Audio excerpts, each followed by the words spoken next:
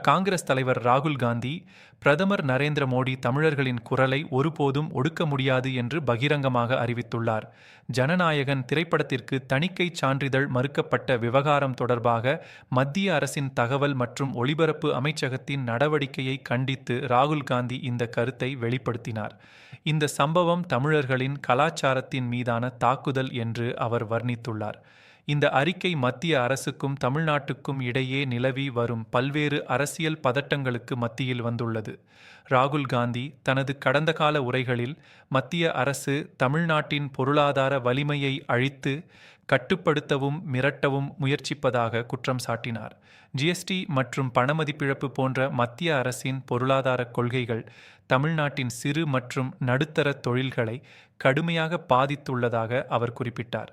தமிழர்களின் குரல்களை அடக்கும் எந்தவொரு முயற்சிக்கும் எதிராக தமிழ்நாட்டு அரசியல் தலைவர்கள் மற்றும் பொதுமக்கள் தொடர்ந்து குரல் கொடுப்பார்கள் என்பது இந்த சம்பவங்கள் மூலம் தெளிவாகிறது.